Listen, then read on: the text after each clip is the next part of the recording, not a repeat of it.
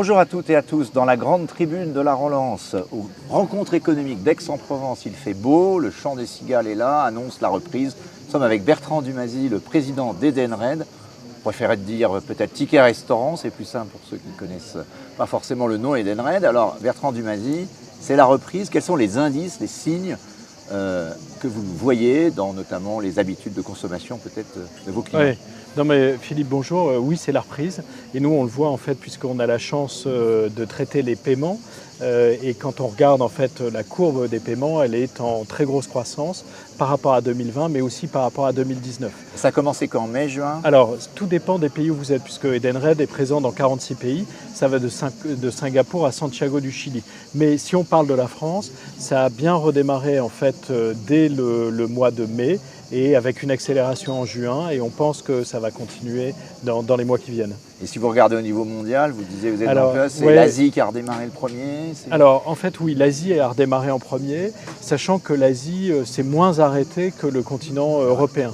Mais l'Asie a été un peu perturbée avec des hauts et des bas. Par exemple, Taïwan s'est refermé et vient juste de se rouvrir complètement, puisque vous avez le fameux delta indien qui est en train d'être maté, mais en attendant, on a eu des ouvertures et fermetures en Asie. Ouais. Ça prendra un peu de temps.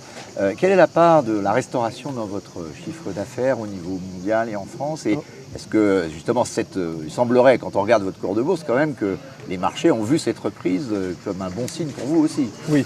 Les marchés ont jugé que Edenred allait renouer avec la croissance assez vite, ce qu'on a fait en fait dès le deuxième semestre de l'année 2020. Sachant que la restauration, à l'échelle mondiale pour Edenred, avec un produit emblématique qui est le ticket restaurant, représente moins de 50% de notre chiffre d'affaires aujourd'hui. Ça reste une part importante de notre chiffre d'affaires, mais moins de 50%. Une fois qu'on a dit ça, oui, les volumes en fait d'émissions et de remboursement sont en très forte progression sur l'année 2021 et en accélération sur le deuxième trimestre de l'année 2021. Alors vous l'avez dit, vous êtes un acteur important du monde des paiements. Certains disent que vous êtes proche finalement de ces néobanques ou de ces fintechs avec qui aujourd'hui on voit qu'il y a vraiment un engouement extrêmement fort. C'est peut-être une des explications d'ailleurs de votre grand succès en ce moment en bourse. Mais comment vous voyez évoluer ce marché des paiements? Alors prenons le cas par exemple de la restauration en France. Aujourd'hui, le plafond du ticket restaurant est à 10 € et hier, il y a eu un débat au Sénat qui envisage de porter à 15 € ce plafond. Alors j'imagine que vous seriez ravi que ce soit le cas. Est-ce que c'est possible? Est-ce que ça n'a pas été suivi par la République En Marche, par la majorité? Est-ce que ça pourrait être un cadeau pour le pouvoir d'achat aux Français que pourrait faire le président de la République que d'augmenter le plafond des tickets restaurants? Oui. Alors déjà, ce qu'il faut, pour mettre les choses en perspective, il y a beaucoup de pays dans le monde qui ont augmenté le plafond de l'équivalent des tickets restaurants. Donc si vous prenez par exemple en Europe, vous prenez la Turquie, le prix a augmenté de 30%. Vous prenez l'Allemagne, ça va augmenter là très rapidement. Vous prenez l'Autriche, la valeur faciale a été multipliée par 2. Donc vous avez c'est une réponse anti-crise. C'est une réponse anti-crise. Pourquoi? Parce qu'en fait, un ticket restaurant, c'est de l'argent fléché vers les restaurateurs et cet argent va être dépensé. C'est-à-dire soit vous faites tomber de l'hélicoptère monnaie et vous ne savez pas si cet argent va être dépensé, soit vous avez de l'argent fléché, le ticket restaurant en est un exemple, vous avez une date de péremption, donc vous savez que ça va être dépensé premièrement, et deuxièmement vous savez que ça va être dépensé dans des secteurs qui vous intéressent. Et le secteur de la restauration, c'est de l'économie locale, premièrement, et deuxièmement, c'est une économie qui a souffert pendant la crise du fait du confinement. Et donc, il y a aussi un troisième intérêt pour le gouvernement, c'est que la balance entre ce que ça coûte en défiscalisation et ce que ça rapporte est très positive. Elle est aux alentours du milliard d'euros en France. Et donc, en clair, c'est le surcroît de consommation rapporterait de la TVA qui compenserait la défiscalisation. Oui, et de l'emploi. C'est-à-dire vous mettez 20 personnes de plus dans une salle de restauration, c'est un emploi en plus.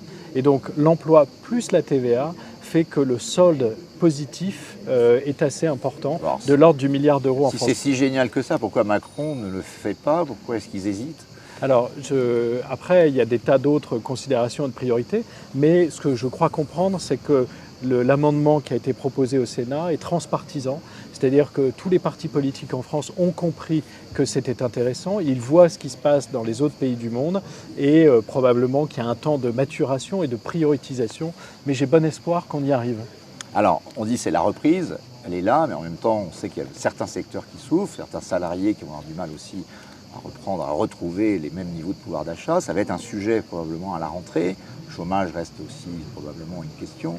Est-ce que la révolution des paiements peut intervenir dans d'autres domaines? Est-ce que vous travaillez sur les mobilités, je crois, sur le télétravail, et même on évoquait le paiement fractionné, la possibilité de payer en plusieurs fois. Quelles sont les innovations que vous voyez en cette sortie de crise? Alors l'avantage du paiement digital, quand il est bien maîtrisé et respectueux des autorités locales, puisque c'est soumis à pas mal de régulations, l'avantage du paiement digital est un paiement qui peut se mettre facilement en place et qui est très flexible. Donc en France, par exemple, du fait de nouvelles habitudes de travail, donc le télétravail, qui est fait pour durer, en France mais partout dans le monde, est en train de se développer un ticket télétravail qui a été lancé par Edenred. Bref, vous pouvez recevoir jusqu'à 550 € par an défiscalisé, mais cet argent doit être dépensé pour fabriquer son environnement de télétravail. Pour répondre à cela, vous avez deux possibilités. Combien d'entreprises déjà ont commencé à... Vous avez déjà des dizaines d'entreprises qui ont mis en place le ticket télétravail. Nous, le premier client qu'on a signé en France, c'est le Crédit Agricole. Donc des milliers de collaborateurs. Et quand on voit le taux d'activation des comptes et d'utilisation de cet argent, ça prend comme une traînée de poudre. Pourquoi? Parce que, le télétravail va durer en France, peut-être de manière moins intense que ce qu'on a connu pendant le confinement. Et deuxièmement, vous avez deux manières d'accéder à cette allocation. Soit vous achetez, vous prenez vos factures, vous les faites tamponner et éventuellement contrôler et rembourser. Soit vous utilisez de l'argent fléché, c'est-à-dire via Edenred. Et si ce que vous achetez ne convient pas à cette législation du ticket télétravail, la transaction est refusée. Ça s'arrête là. Même idée. Pour la mobilité. La mobilité, ça marche comment? Alors la mobilité, ça c'est la prise en compte des nouveaux modes de travail avec une volonté d'avoir une mobilité beaucoup plus flexible. Donc vous avez en France, ce qui a été lancé, c'est un ticket mobilité. Vous pouvez recevoir jusqu'à 500 € par an et par collaborateur défiscalisés. Ces 500 €, les 200 premiers euros peuvent être dépensés en essence, les 300 autres doivent être consacrés à une mobilité dite douce. Donc l'utilisation des transports en commun, location d'un vélo, trottinette, etc. Et donc là c'est pareil. Si vous avez la chance d'être un client d'Edenred, sur votre téléphone portable, l'application My Edenred, boum, ticket mobilité, et vous utilisez digitalement cet argent pour acheter chez des marchands de mobilité ce dont vous avez besoin. Et là aussi, on voit une traction très très forte, sachant que je vous parle de la France puisque nous sommes à Aix, mais ce dont on parle, on le voit se développer dans tous les pays du monde. La mobilité a été inventée aux États-Unis avec un produit qui s'appelle Commuter Benefits, qu'on a démarré il y a 10 ans avec des Nord-Américains qui nous regardaient comme des Français très loufoques en disant « ce serait peut-être pas mal de laisser votre voiture à la gare et de commuter avec les transports en commun ». Et depuis à peu près 18 mois, on a une explosion de ce produit aux États-Unis. D'ailleurs, la ville de New York a signé il y a 18 mois, l'État de New York a signé il y a quelques semaines. Les paiements fractionnés, c'est une nouvelle façon aussi de régler ses achats. Beaucoup de fintech, de néobanques sont en train de lancer. Vous regardez ce marché? Est-ce qu'il peut prendre de l'ampleur en sortie de crise? Alors non seulement on le regarde, mais en fait on est ce qu'on appelle un enabler, c'est-à-dire que certaines néobanques utilisent le système d'Edenred pour faire du paiement fractionné. Le paiement fractionné, de quoi s'agit-il? Pour le dire dans un anglicisme parfait, buy now, pay later. Donc acheter maintenant et payer plus tard avec différentes échéances de paiement. C'est un crédit zéro? Alors non, ce n'est pas un crédit zéro, l'argent coûte un peu, mais la grande différence par rapport... Les taux sont faibles. Les taux sont faibles, et la grande différence par rapport à ce qui était fait avant, c'est qu'avant, pour accéder à un crédit consommation, c'est quand même la croix et la bannière. Alors que là, c'est fait de manière digitale et donc de manière facile et rapide. Sachant que nous ne proposons pas de crédit.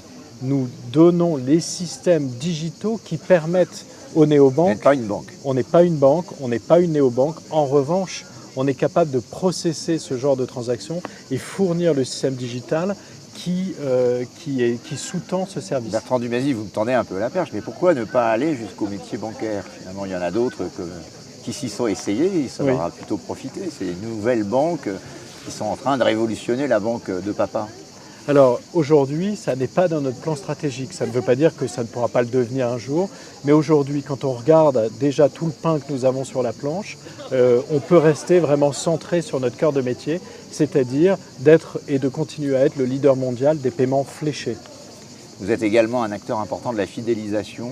Qu'est-ce que ça veut dire? Qu'est-ce que ça représente sur notamment tout ce qui va être les cadeaux d'entreprise, etc. Alors en fait, le marché de la fidélisation et de l'engagement des collaborateurs est un marché qui est en grosse croissance aussi. Pourquoi ? Qui dit télétravail dit loin du cœur. Qui dit loin du cœur, dit loin des yeux. Qui dit loin des yeux dit loin du cœur. Et donc quand vous regardez toutes les études d'engagement, notamment qui ont été menées par Harvard Business School, un télétravailleur est moins fidèle à son entreprise que quelqu'un qui vient tous les jours. C'est un moyen de garder toutes ces solutions, restauration, fidélisation, mobilité, c'est un moyen de, finalement, j'allais dire, ou acheter la paix sociale pour le voir négativement, ou en tout cas pour créer un contact, créer un lien. Vous créez un contact et surtout vous trouvez une manière de dire merci. Il n'y a pas d'amour, il n'y a que des preuves d'amour. Donc dire à quelqu'un tu travailles bien, c'est bien. Dire à quelqu'un tu travailles bien et voilà 100 € de ticket restaurant ou de carte cadeau, c'est encore mieux. Entendre Bertrand Dumazy dire il n'y a pas d'amour mais des preuves d'amour à Aix-en-Provence, aux rencontres économiques, à la Tribune, au moment où qui vont ouvrir à l'Opéra avec les Noces de Figaro, c'était pas mal. Merci beaucoup de votre écoute et de votre attention. Merci à Boréal de nous avoir aidés techniquement. Merci à Martin et à Soila d'être là pour la technique, je le dis pour ceux qui ne le savent pas. Et à bientôt. Merci Philippe. Merci beaucoup.